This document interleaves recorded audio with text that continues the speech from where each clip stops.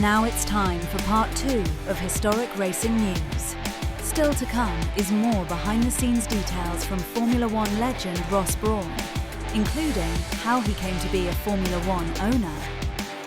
The people we saw who wanted to buy it were Russian oligarchs, Greek fraudsters.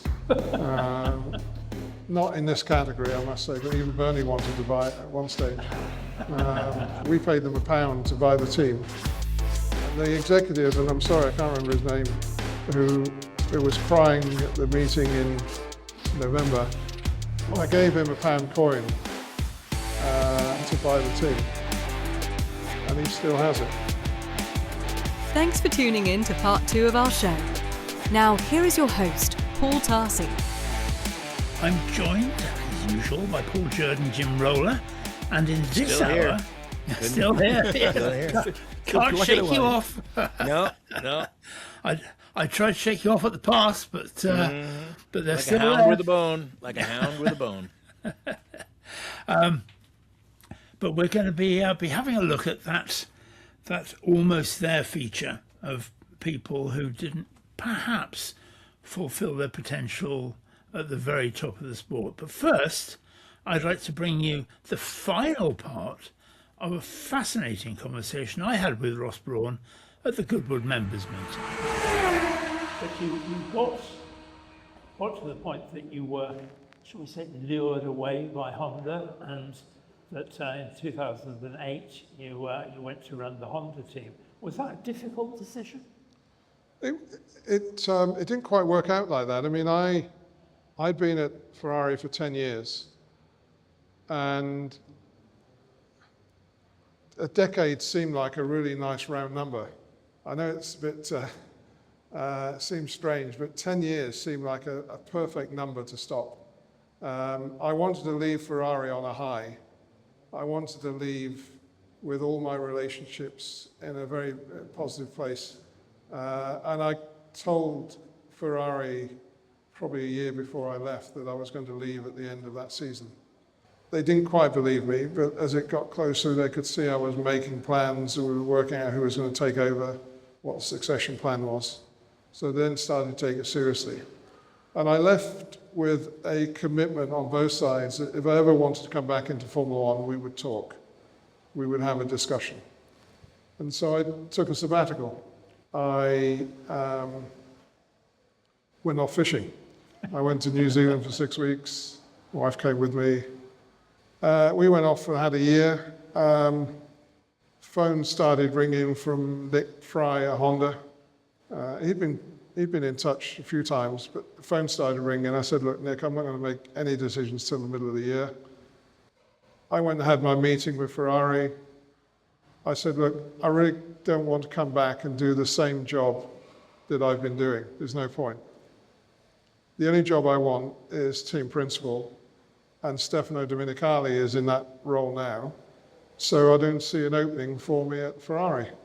And in the end, we all agreed to leave it at that. And then I started talking to Honda. Nick had actually taken to ringing my wife and convincing her I should go there. So he was pretty determined.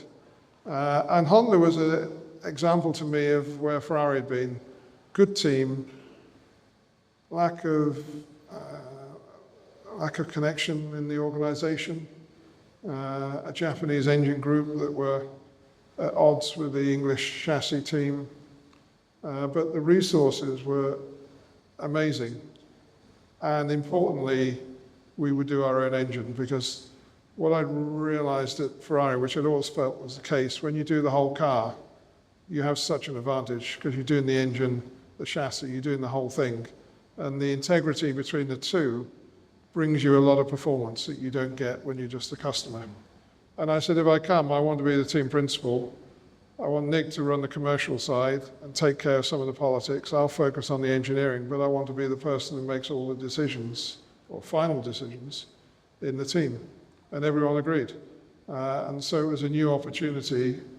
And so Honda kicked off. And it was great. I mean, there were so many things to be able to improve on. There was so much that could easily be improved, particularly the relationship between Honda Japan and the chassis people in the UK.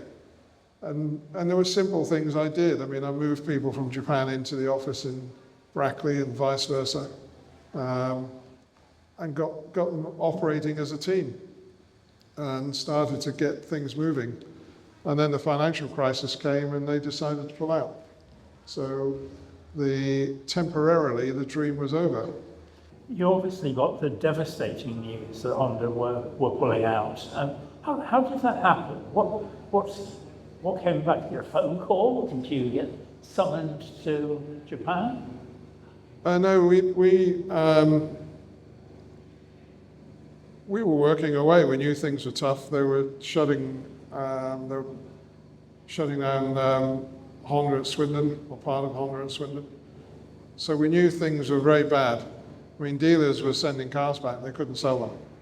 And we got a call to the office in Slough, where the executive who ran the racing program, the Japanese executive who ran it, called us into a very small office, just Nick Fry and myself, very small office, literally 3 chairs, and he started crying.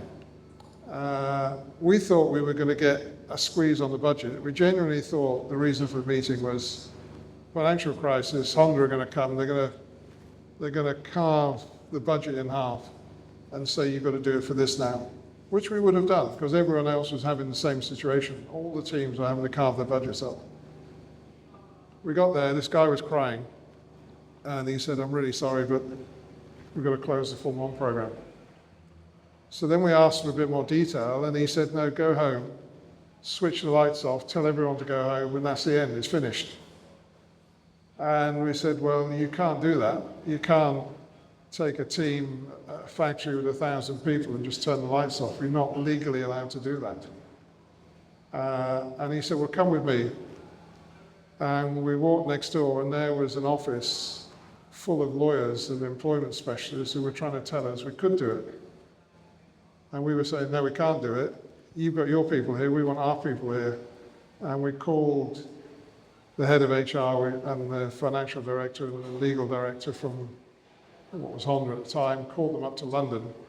We waited for an hour while they arrived, and then we started the discussions, which were basically around, you cannot shut the factory.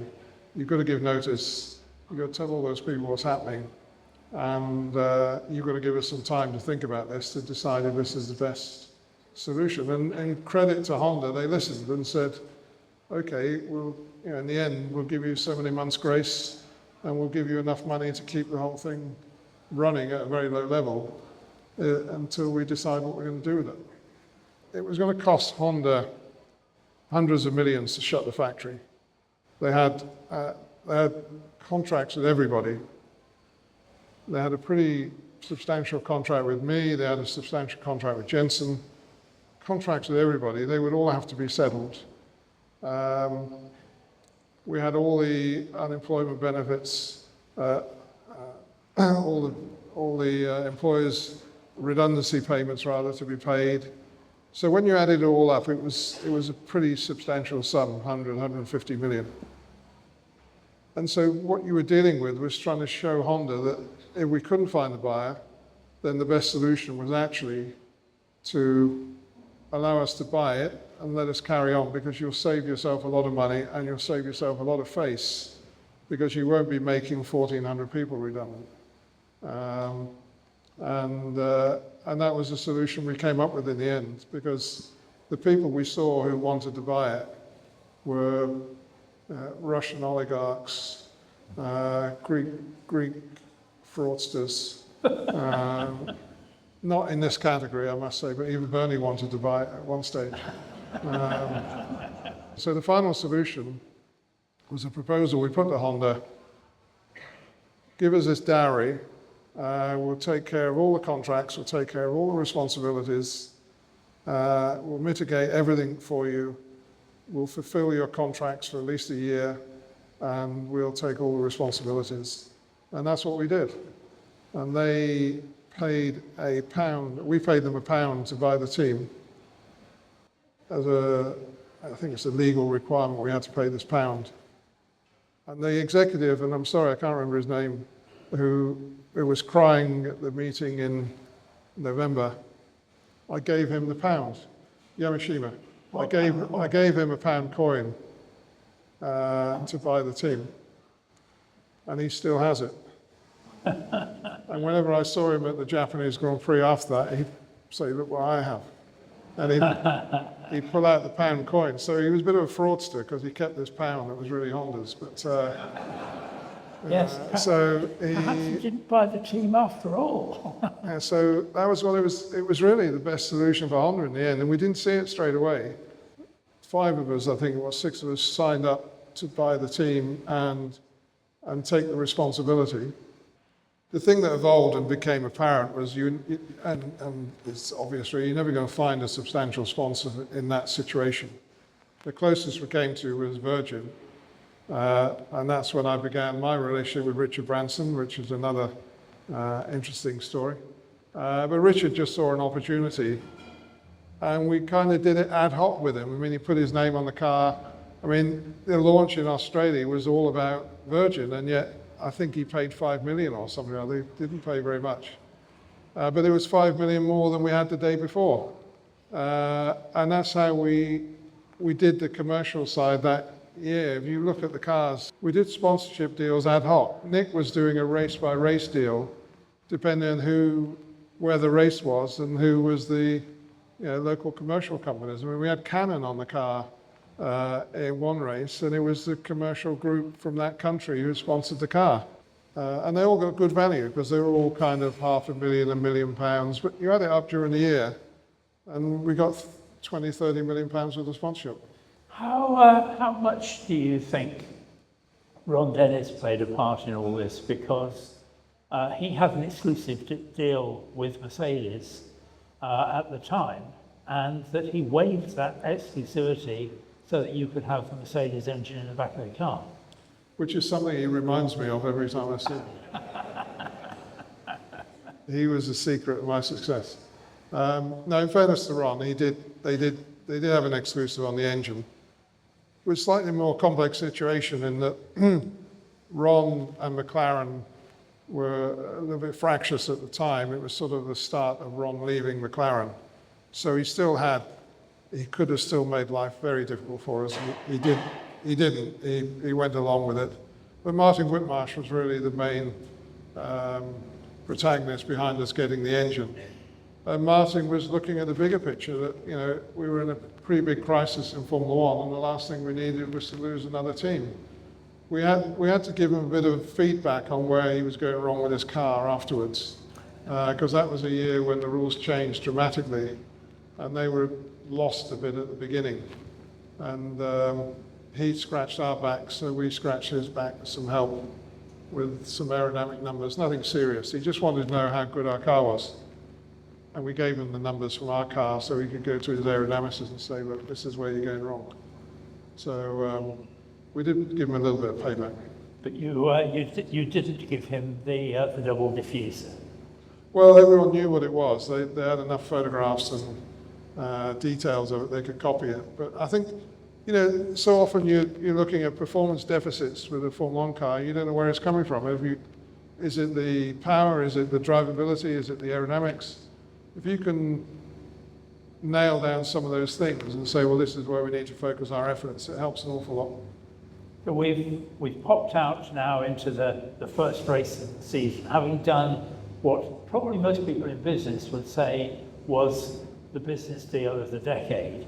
You then went into the world of competitive motorsport, and that you blew everybody away. You had 2 superb drivers in Jensen and Rubens, that they did you proud, and that there you are in Australia. Were you surprised at how good it was?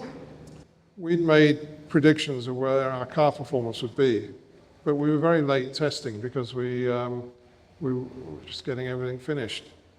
And so the predictions were saying our lap time would be such and such around Barcelona, and everyone was out there testing, and they weren't getting anywhere near the lap times that we thought we could do. So I kept going back to the guys doing the simulations and saying, "Are you really sure about this?" And they said, well, that's the numbers we've been given for the tyres. And of course, when we did get there, those are the right numbers. We were a second or two quicker than anyone else. And I touched on something earlier on about dealing with the politics of Formula One. In 94 in particular was a very fraught year for me.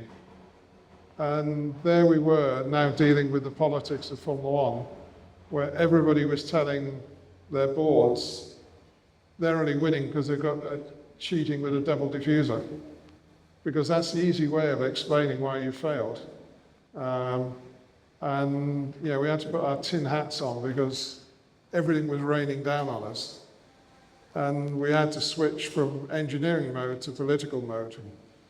What I'd learned a long time before was never fall out with the FIA, particularly a man like Max Mosley, because his decisions were pretty important, and you didn't want to be on the wrong side of Max Mosley. So I find him a very intelligent and sensible person. But you didn't want to fall out with him. So he was very open to the situation, and he saw it as well, that all these people had failed. We'd consulted and complied with the regulations, and then it had to go to an appeal court where you've got independent judges judging the facts, not judging what had been said in some meeting room 6 months before. That's irrelevant. You look at the rule book, you look at the car, you ask the experts, and then you make a decision whether that car is legal. And then going through that, the appeal court judges said that car is legal. And so we had an enormous political outfall from the success we were enjoying at the beginning of that year, and we had to put a lot of resource into defending our situation, as did, incidentally, Williams and Toyota, who also had the same design. Because they'd come up, I assume independently, I don't think there'd been any espionage. They'd come to the same conclusion, you could do what we'd come to. And they were also in the appeal court with us. And but the lessons learned from 1994 were the lessons I was applying in 2009. What's about halfway through the year, and everybody was running their own versions of the aerodynamic package that you had introduced. Did there become a time where you thought we could actually lose all this? We did, yes. Yeah, I mean, the rate of progress in Formula One is substantial. We didn't really have any money to progress. Everything we had, everything that was on the shelves back home was on the car. We had nothing in the cupboard to pull out and make the car go faster. And that wasn't the case for everyone else. They were just charging ahead. So the two lines crossed. We were 2 seconds faster, but we were not improving, and they were 2 seconds slower, but they were doing this. So we weren't the fastest car by the end of the season. But I think we raced pretty well in the end. That got us through. So we managed to keep, the racing side kept us together. But it was pretty anxious times, the last third of the season. And I think we won at Monza, which was the thing that settled the ship. Showed us we could still do it in the right circumstances. From a business point of view, forgetting the motorsport angle of it, when did you start talking to Mercedes about the following year? Well, the Mercedes Formula One executive, or in fact motorsport executive, was a chap called Norbert Haug. And Norbert had worked with McLaren basically for a long time, but always had a dream of the silver arrows. And Norbert knew that the situation we were in, and knew there was a good opportunity for Mercedes as well. So he persuaded the Mercedes board to buy a percentage of the equity of the team. The difficulty was, as anyone who's dealt with these large corporations know, they take time. They do due diligence and they do all sorts of things, and it takes months. And there was no money coming into the team at the point at which we had to design the 2010 car. So we eventually, I remember ringing Dr. Zetscher and saying, look, this even if you buy the team, I shouldn't say this, but it's going to be in really bad shape because your guys are taking so long. We're falling behind on the development program. And that really woke him up, and he kicked a few asses, and suddenly the deal was done. But we did have a tough couple of years because we had just fallen behind, and we had to rebuild the team because the team was a skeleton of what it had been before. And I managed to get some good people to come back, some new people. Aldo Costa came to us from Ferrari, and we built the team up, I believe, to where it is now, or a good way towards where it is now. And by 2012, we were winning races again, 11, 12. We came second in the World Championship in 2013, and we won it in 14. So, and they're the same people. Those people who won the championship in 14 are the same people who were there in 2009, at least the core group. So we put it back on its feet again. We hope you have enjoyed our interview with Ross Brawn. You can hear the interview in its entirety on the September episode of our new podcast, Historic Racing News on Stage. That will be available wherever you get your podcasts on September 15th. You won't want to miss it. You're listening to Historic Racing News, a copyrighted presentation of Historic Racing News in association with White Squirrel Studios. Any rebroadcast, reproduction, or usage without the expressed written permission of Historic Racing News is strictly prohibited. Now here is a look at some of the important historic and vintage events coming up on the summer calendar. Now, as we move into those busy summer months, where family holidays and other sporting events frequently clash with our important motorsport events, we thought we'd bring you a couple of high-profile events that you may want to put in indelible ink in your diaries. There are actually 3 events. We're not going to be off to one of them, but let's just touch on the first one being the Le Mans Classic. I know that both of you good gentlemen have been to Le Mans Classic in the past, and that's happening this coming weekend, 2nd to the 5th of July. They've made the Le Mans Classic an annual event, but with alternating themes. I think they're probably capitalising on the huge popularity which the full 24-hour race currently enjoys. So this is the first interim year. But Jim, what are your views about them putting something in the middle of the alternate years?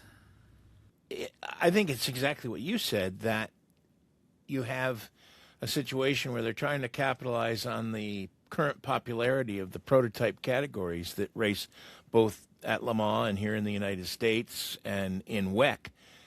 Got to remember, I can remember a conversation that we had not long ago when we were discussing that the FIA had made cars from the year 2000 as vintage cars.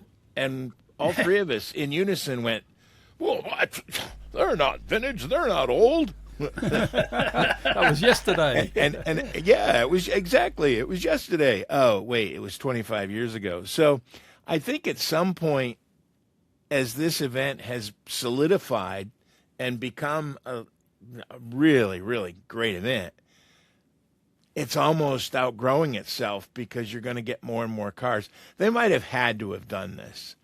For me personally, I would like to, I mean, I like it all. So I'm going to not go to one of the years because it's not of an interest to me. But I think maybe they could have, let's say if they have plateaus, as they call them, if there are 10 plateaus, maybe do every other plateau so you get a mix of old and new each year that's different each year, but isn't just really old or much younger. And I think that might have a broader appeal, but that may not be what they're looking for. Like you say, they may be looking for an older demographic with one and a younger demographic with the other. But I don't know anybody in marketing that ever looks for an older demographic. That's true. That's a very, very good point. Paul, your thoughts? You wonder really about this because you talk about the older demographic. There's not going to be anyone there who was there in the 1950s watching those cars race for real, wanting to go back and see them again, is there? Fundamentally, well, there might be one or two, but that's a very, very small potential audience. And I think it's almost that same scenario, that we've had a couple of people on here talking about, that where the interest is in the, in the classic car market, and the peak is in the 70s and into the 80s. Good point. That's the car that people saw when they were young or when they were first getting into that sort of thing. So it's interesting that they are doing this and bringing this bang up to date, and even to the extent that one of the support races is for GT3 spec cars. And that's gosh, I can remember when GT3 came out, and that was yesterday, surely. And they haven't even changed the oil on those. It was the GT3. We all thought, what's going on? We love GT1 and GT2 is okay, but we really love GT1. But now GT3 has taken over the world.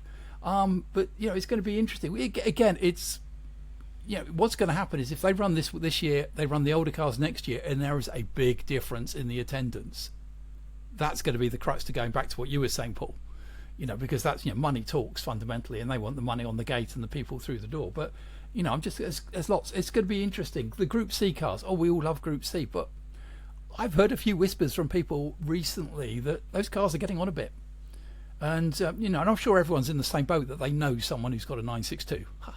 But I actually know someone who sold a 962 a little while ago, purely because, as he said, it got to the point where the tub needed a complete and utter rebuild, right down to rivet level. He said it was just flexing, It was starting to move, it was getting tired. Because, and I say it every time I commentate on historics, we have said it, when those cars were built, was it 1980s? So where are we, 40 years later? If you'd said to everyone, yep, we're going to go and race them 40 years later, they would have looked at you like you were some sort of idiot. They were not built with that in mind. They were not designed with that in mind, because why would you?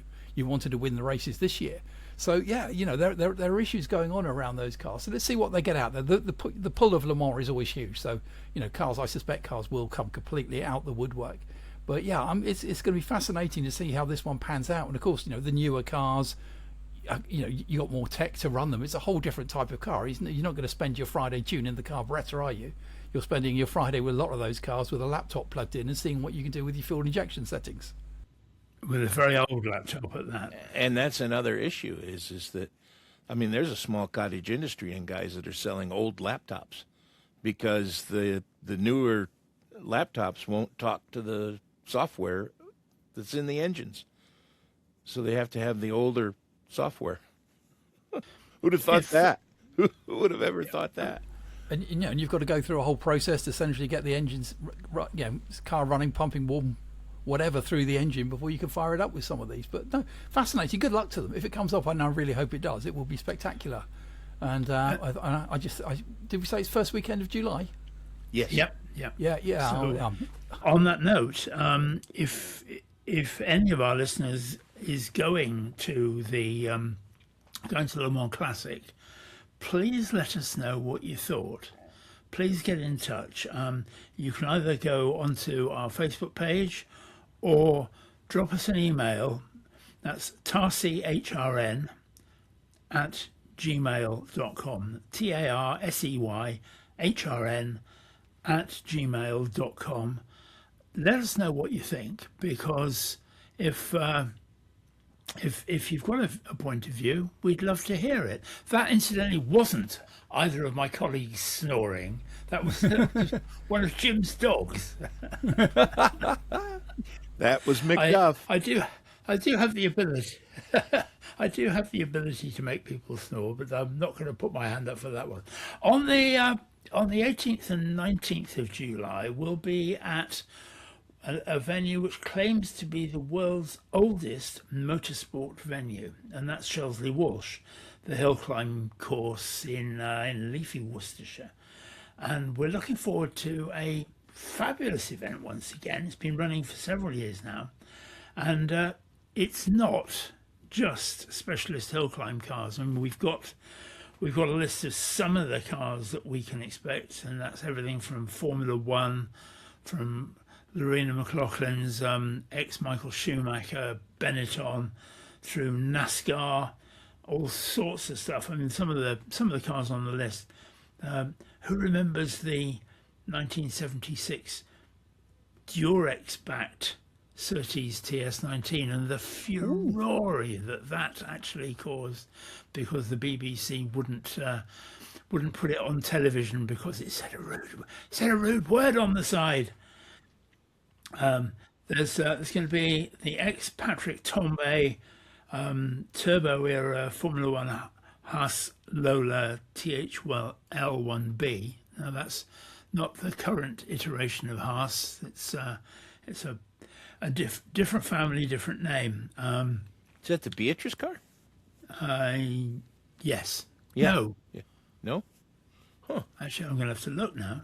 Oh. Yes. Yes, it would be. It would I be. immediately thought Alan Jones as you were saying it. But yeah. There's the Netuar Peugeot. You may remember we talked to the owner of the Netuar Peugeot in the show about 3 months ago, and it's Peugeot's first ever exploration into Formula One back in the very early 60s. Not a works car. The engine came out of a 504 saloon, but it'd be an interesting one. That was a South African car, wasn't it? Yes. Yeah. There's the Icon 917K, which is a road legal tribute car to the Porsche 917. I'm looking forward to seeing that. And I think a passenger ride is called for there. Yes. No, I'd never get in. And the world's fastest Jensen, which is a radically re-engineered Button. Jensen CV8. Yes, he's the world's fastest Jensen. You're right. But we're looking forward to that. But we also have the Historic Racing News live stage, where I'll be interviewing some of the greats of our sport. So far, we have confirmed attendances from Howden Ganley, John Fitzpatrick, hill climber and historic racer David Franklin, Mike Wiles, Les Thacker, Richard Atwood, Stuart Graham, David Lapworth from ProDrive, Anthony Reid, Lorena McLaughlin, and there's still a few more to be confirmed as well. So do come to the Historic Racing News live stage, and if you do, please come in and say hello. Can I just say, wow. You're going to get to talk to all these people. I am so jealous. And I have to say that to my eternal shame, I've never been to Shelsley Walsh. And Jim, it's worth remembering that I think you've just had Pikes Peak, haven't you? Yes. In the US. And what's that, 12.5 miles? No, it's a little bit. I think it's 14,000 feet. Yeah, maybe it is 12 miles. I'm getting but it's over 4,000. Just so that you can picture a British hill climb, Shelsley Walsh is, I've just looked it up, 992 yards. Oh, sorry, 914. 1,000 yards, 914 metres. Yeah, there you go. Excellent. And then, of course, it is bigger and better. You won't be seeing the curvature of the Earth like you can.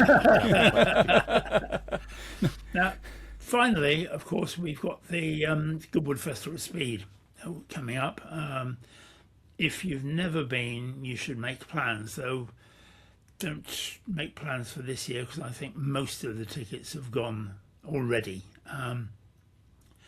It's, I don't know what you think, guys, but it's part motor show, part concours, part village fete, part county show, with a world-class auction, historic rally stage all thrown in. It's everything. It's great. I love it. It's one of my favorites. Need to get back over. It's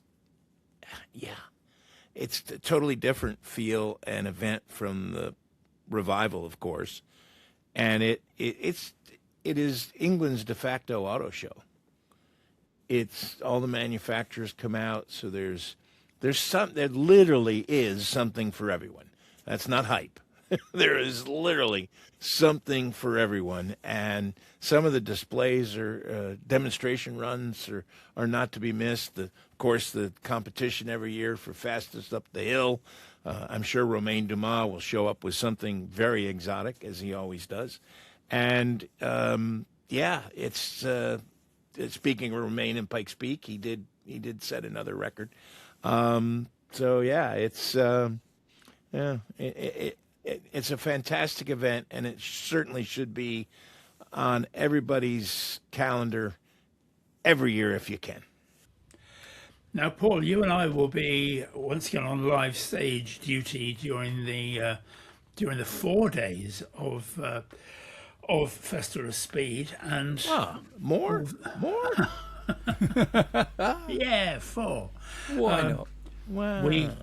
Although we guys, can't you're killing me. divulge the list of people yet, we can't divulge the program because it hasn't properly been released. Yeah, because we don't know.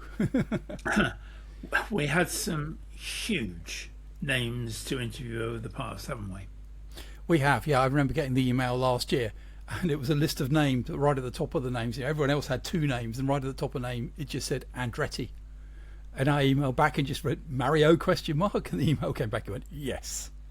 And I had essentially one day to prepare to interview, one of the greats, if not the great, of 20th century motorsport. Could have been Michael. It could. That's what I was querying. To be quite honest, there's quite a few of them knocking about, isn't there? And knocking about. It is, yeah. Those Andrettis, they get everywhere. He was an absolute delight. Yeah, the only thing that caught me out with Mario was just how much taller than Mario Andretti I am, which was quite a lot as it turned out. But yeah, you meet people, you interview people. I was very lucky. I did John Barnard, we had Nigel Mansell, I had Mario Andretti. Probably the one actually that surprised me most and was really, really good fun was Carl Fogarty. And I'm not an expert on motorcycling, so I've done all my research, but he was just an absolute delight and genuinely appeared to be sort of, he'd pause and think and then answer your question. And he was an absolute delight. I just thought, what a lovely guy, basically. So yeah, it's great fun. The audiences are always very appreciative. And right on the Sunday, right at the end of it, I got asked for my autograph for the first time ever in my life. Hey, fleeting fame at last. There are lots of ways to keep up with historic racing news. Our podcast comes out on the first Wednesday of every month. The 2-hour show includes interviews with drivers and other personalities from years gone by, plus news of historic events like the Goodwood Revival and the Silverstone Festival. And Jim Roller keeps us up to speed on happenings stateside and looks at the activities both on and off the track in the USA. And you can also follow us on our YouTube channel, HRN Chronicles. It's our version of a time machine. We have archive features, exclusive interviews, and behind-the-scenes stories going way back into the history of our glorious sport. Plus, we keep an eye on the latest classic and competition car auction news. It's a place where motorsports history lives. And don't forget our amazing Facebook page. With over 1 million views a month, it is one of the leading social media channels for the historic racing fan. We feature tales from years gone by, news from around the racing world, and we also take the opportunity to flesh out the stories we cover on our podcasts with photographs and yet more background information. If you would like to find more editions of the Historic Racing News podcast, try searching Historic Racing News wherever you get your podcasts. The YouTube channel is simply called HRN Chronicles. And just search Facebook for the Historic Racing News page. If the Historic Racing News podcast, HRN Chronicles, and our Facebook page are not enough, you can now get more of PJ, Paul and Jim with Historic Racing News on Stage. That is our new podcast starting August 26th, featuring uncut and uncensored interviews with racing legends that the team has gathered at many different motoring events. Historic Racing News on Stage, available wherever you get your podcasts. This is Historic Racing News, and it is time now for another instalment of Driver of the Month. Our look back at the career of someone who impacted racing in their own unique way. Now, our final feature on this July podcast is the third in our series, called Almost There. Are you sitting down, everyone? Yes. We discuss drivers who perhaps, I keep on using that word perhaps, for one reason or other, didn't quite fulfill their potential.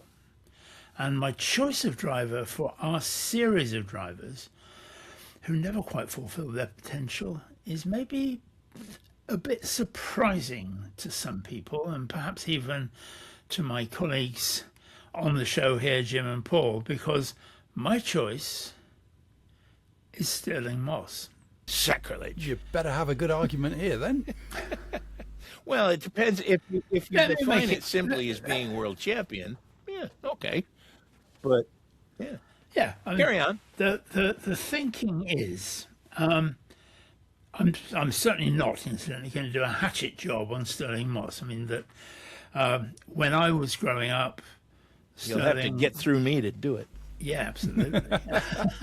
I mean, he was my hero when I was a kid, and he continued to be my hero until the day he died. So this is not a hatchet job in any way. It's in many ways Stirling Crawford Moss was the first truly professional racing driver. Indeed, he was more than that. He was one of the most professional sportsmen of the time. You have to bear in mind that at the time, what you had was an awful lot of sportsmen were aristocratic amateurs. And Paul, you've talked in the first half of the show about that first British Grand Prix, and that the line at Brooklands always was the right crowd and no crowding. Which kind of says it all. But Stirling Moss was the Champagne and cucumber sandwiches for everyone. Absolutely, with the crusts cut off. Let's take a look at some of the statistics which back up his stardom. And what I've done is I've looked at his pre-1962 career, because he did continue to do some other things afterwards, but before his career-ending accident in '62, he took part in 585 events, which include a few hill climbs and sprints, and he would go in for almost anything. He finished 387, and of the 387 he finished, he won 216. He began his top-line career in the 1952 Swiss Grand Prix, and he started 66 championship races. I'm sounding like Paul Jerd doing this. I'm sounding as if I've actually done some research. He started 16 times from pole position, and he won 16 times. He lost the 1958 title by a single point to Mike Hawthorne, despite winning 4 races to Mike's 1. And had he not shown an innate sense of fair play, that he would have won the World Championship. But I'll come back to that. His first World Championship race victory came in the 1955 British Grand Prix at Aintree, in the Mercedes W196, ahead of his teammate world champion. There's always been this thought about whether Fangio let him win in front of his home crowd. Personally, I don't think he did. I think Moss was faster on the day. But Jim, have you got feelings about that? Well, as you can imagine, I do have some thoughts on that, Paul. Juan Fangio would have stuck his mother in the fence, as we would say over here in the States, to win a race. And there is no way that Fangio let Stirling Moss win. It was Stirling Moss on the day. He was the better driver, I'm sure. I'm the wrong guy to ask. No, I don't think you are. I don't think you are. And let's face it, Moss obviously, he won 2 years later in '57. The first British driver shared the drive with Tony Brooks. First British drivers to win a World Championship Formula One race in a British car. Now that was a time when a driver could take over a teammate's car mid-race if their own struck trouble. All right, he got too hot. Yeah. Well, that's obviously something that's missing now. I mean, Brooks was still suffering with a leg injury, which he got when his Aston Martin DBR1 turned over at Tête Rouge at Le Mans. And he knew that it was unlikely he was going to be strong enough to finish the race. So he was very happy to hand it over to Stirl and to do that. Stirling also was the first to win for Cooper, first person to win in a Cooper. He was the first person to win in a Lotus. Both of those were non-works cars run by the Rob Walker team. And let's not forget, when we're talking about the Rob Walker team, those virtuoso performances in the 1961 Monaco and German Grand Prix, in which he beat the sharp-nosed Ferraris, which were head and shoulders above anything else. And he really was not entitled to do that. In sports car racing, Sir Stirling was peerless.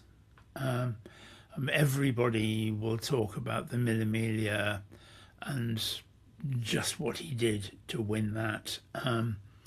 But he was peerless everywhere, and even against Fangio again.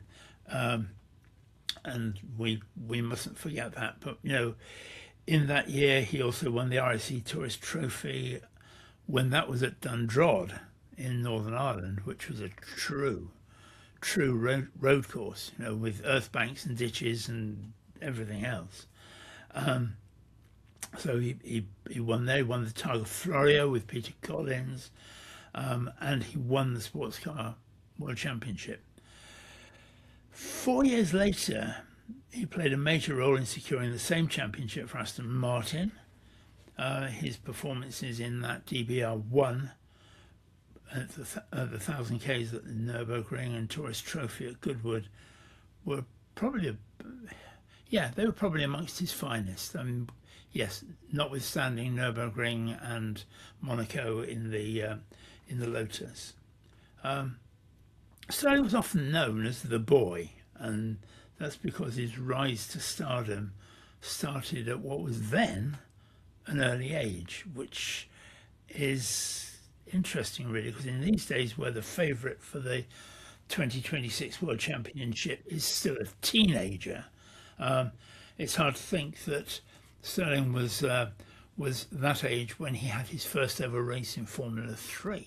So you know, it's but that was in the Cooper Jap, and he did actually retire from his first ever race. But by 1950 he'd become a paid professional,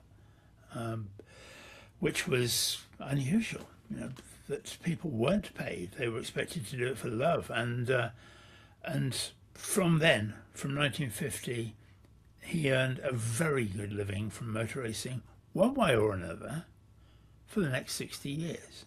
And his progression to the top of Grand Prix racing at World Championship level, it took a bit longer than his sports car career, but he finally got to be recognised by Enzo Ferrari, who told him to turn up at the Bari Grand Prix because there would be a drive for him. When he turned up, he was told there wasn't a drive for him.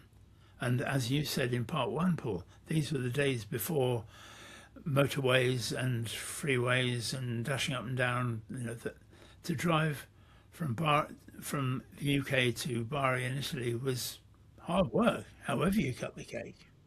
And that Stirling decided there and then never to drive for Ferrari again. That in the weeks before the 62 Goodwood accident, it seems that a way round that had been made, because there had been a deal done that Stirling would drive a Ferrari prepared by the factory, run by the factory, but in Rob Walker's colours for the 1962 season. One of those great what-ifs is what would have happened if Stirling hadn't had that accident in the Lotus at Goodwood, because it wasn't a great car in 1962. that in 61 Ferrari had been head and shoulders above everybody else with their sharp nose. By the time they got to 62, the world had caught up, and it wasn't a great car. So who knows what would have happened with a Sterling Moss in a Rob Walker Ferrari. I just love the thought of that. But all of that brings me to the crux of my discussion point about drivers who never quite fulfilled their potential. There are several reasons. Firstly, Moss was a great tinkerer. Tony Brooks, who was Sterling's teammate at Vanwall, told me about this. He said that if Tony was faster than Sterling in practice, Sterling would pull rank as designated number one driver and would demand that Tony's engine be put into his car. He'd never accept that on a given day someone else was faster than he was, except perhaps, I suppose you could say, his overriding regard for Fangio probably is an exception to that. But that tinkering also ended up with setup, gear ratios, tyre pressures, and all of that was at a time when you could really play around with your Formula One car to a huge extent, and he would do that all the time. And these changes frequently sent Moss down blind alleys where he would be slower in the race than he had been in practice. So I think Moss the Tinkerer is version number one, or reason number one. Looking back from a perspective of 2026, it's hard even to think about a fiercely competitive individual like Sterling, and let's face it, he was. But he was unwilling to drive non-British cars. Yes, he drove for Mercedes, and he drove a Maserati at the beginning of his career, which was his own. I mean, it had very little input from the team, but nonetheless, he was very unhappy and was determined not to drive a Ferrari. Thirdly, he gave away the 1958 championship because of his sense of fair play. Now, I'm not going to denigrate a sense of fair play. No, I mean, even I wouldn't do that. But what happened was Portugal 1958, Portuguese Grand Prix, Mike Hawthorne spun his Ferrari and was facing head-on against the flow of the race traffic. He drove in that direction for a few cars lengths before joining the track proper, but he was disqualified from second place. Mike had not driven the wrong way on the racetrack because he was on the pavement, next to the racetrack, so he hadn't broken any rules. And Moss went to see the stewards and told them that, and they reinstated Mike into second place. Now, if Moss hadn't done that, then Hawthorne was disqualified. Moss would have been the 1958 world champion. And fourthly and finally, Sterling was a brilliant sports car driver. Let's face it, he's brilliant in everything. But he suffered in his sports car career because he was always put out as the hare. That in those days when cars were much, much more unreliable than they are now, that teams would enter 2 or 3 cars and they would do that and go out, and they would always put their fastest driver out. Fastest driver, yeah, it was always Sterling Moss, and as often as not he broke his car. So there you have it, gentlemen. One of the finest drivers ever to sit behind the wheel of a racing car, any racing car, but nonetheless he never won Le Mans and he never won the World Championship. Gentlemen, the floor is yours. I kind of at the top was joking and said, well, if you look at it as Formula One, he was one of the greatest drivers ever, but he did not get that ultimate success that he wanted. So you're based on the thesis of what we're trying to do. It's you're 100% correct. And in many ways, when it came to the Grand Prix, the open wheel side of his career, he was his own worst enemy. He was always seemed to me to be looking, as I look through history, I mean, it seemed to me like I was there. I wasn't. He was always looking for a better deal. And in sports car racing, that I guess served him well because he always had the best stuff. But in the open wheel side of his career, going for the world championship, he just and also, like you said, he was up against Fangio a lot of that, and that's a pretty tough nut to crack. It's like it's like some of the stuff that we see, well, George Russell comes to mind. In a modern day era. Paul, what do you think? I think it's an interesting question. It's the big thing that everyone's all stating was best person ever to win the world championship, and I also think the world championship was probably seen in a very different way then as it was today, and in the I'm probably understating it here, but it was nice to win it, but no one seemed overly stressed that they didn't. If you know what I mean, it was, whoever won it was well done, old boy, and that was that sort of thing. And I'm not talking it down. You're not wrong. There wasn't that huge emphasis. It wasn't, nowadays you've got kids coming out of karting who have got Formula One world champion as their target. Being Formula One world champion as their target, and drivers regard as never having fulfilled their potential if they don't win a title today. When probably it's even harder. But back in those days, it was. I don't think there was quite that. It wasn't soul destroying if you came second by a point, let's put it that way. Partly I think because there was just so much other racing going on. You mentioned this exactly, he'd raced in so many different things. 1955, the Grand Prix season was only 7 races. It wasn't like it is now, where it's this machine that grinds on through the year. And he won Grand Prix, won Mille Miglia, sports car saloons, single seaters. I think you said 216 race wins in all, Paul. Yeah. And competed in rallies, and you're exactly right. He's pretty much the first person to make being a racing driver a business. Didn't you say, Paul, that he was in 1950? What was he racing? 1950, he was racing the HWM, the Formula 2 car. Yeah, there wasn't a Formula One World Championship until 1950, so it wasn't a goal that someone had. So yeah, I mean, Paul Jerd, you hit the nail on the head. It was like, yeah, good job, mate. And that was it. So, but were we meeting for a drink later? Yeah, exactly. That was more important. Yeah. Yeah, and to all of our listeners, we would love to know your thoughts. So please get in touch.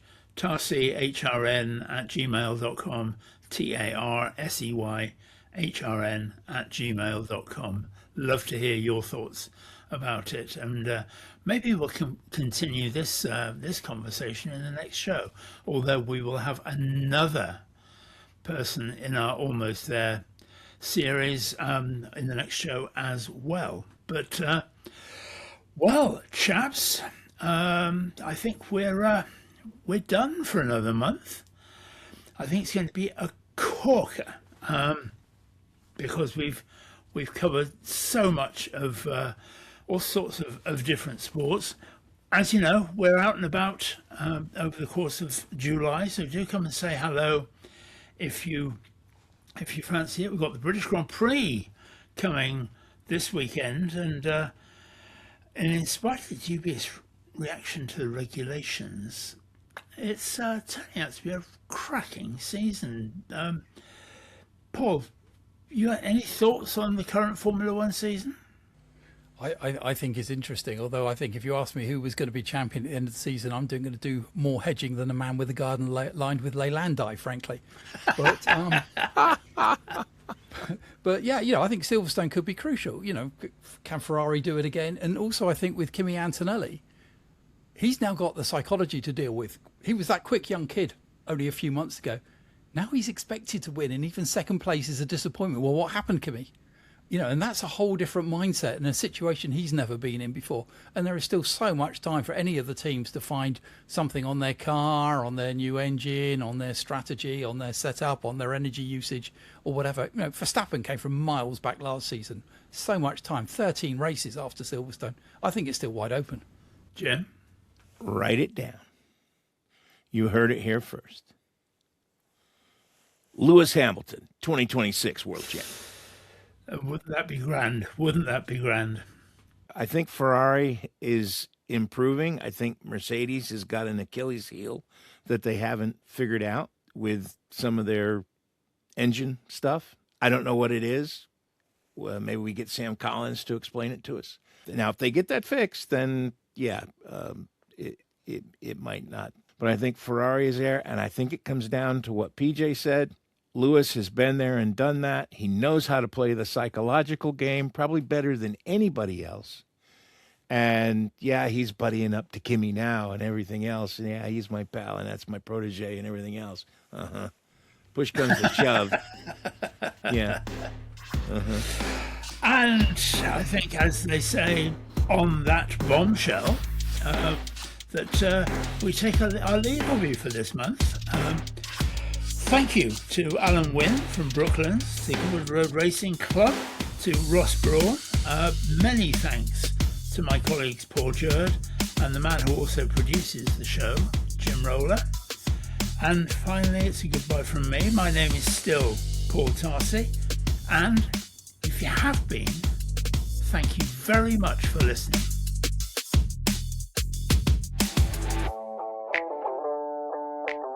We hope you have enjoyed the July edition of Historic Racing News.